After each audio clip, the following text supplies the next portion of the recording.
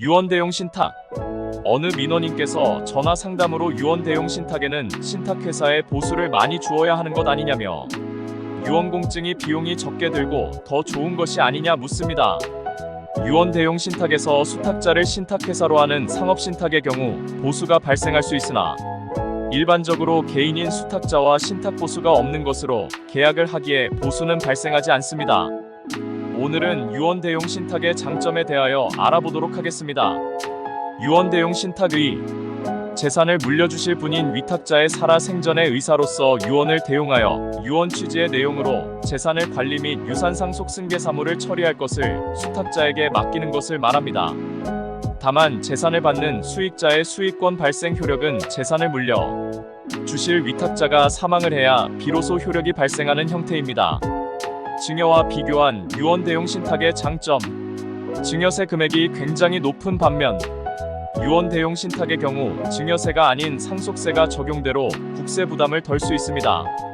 부담 부증여를 자식이 불이행할 경우 부모 자식 간의 소송 문제로 인하여 경제적, 사회적 손실을 가져오는 반면 유언 대용 신탁의 경우 수증자가 부담부 의무를 이행하지 않을 경우 간이하게 처리 가능합니다.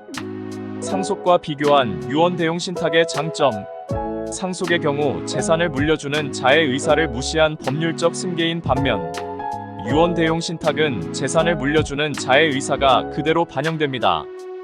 협의 분할에 의한 상속의 경우 상속인 중 일부가 인감날인 및 인감증명을 교부 안 해주면 문제가 발생하는 반면 유언 대용 신탁의 경우 피상속인인 위탁자가 사망한 후에 특정인에게 재산을 넘겨줄 때는 수탁자가 인감날인 및 인감증명서를 교부하면 됩니다.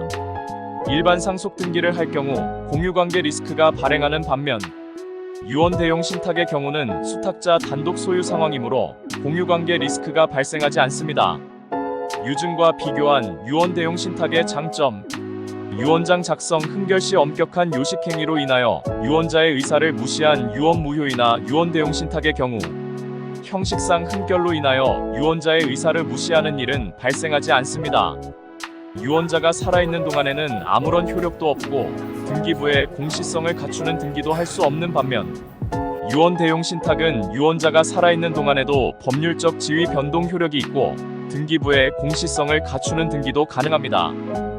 공정증서 작성 방식의 유언이 통상적인 바 재산가액을 기준으로 공증 비용과 증인이인들의 출석여비 부담이 되는 반면 유언 대용 신탁은 반드시 공정증서 작성 방식으로 처리할 필요가 없으므로 공증 비용이 들지 않는 장점이 있습니다.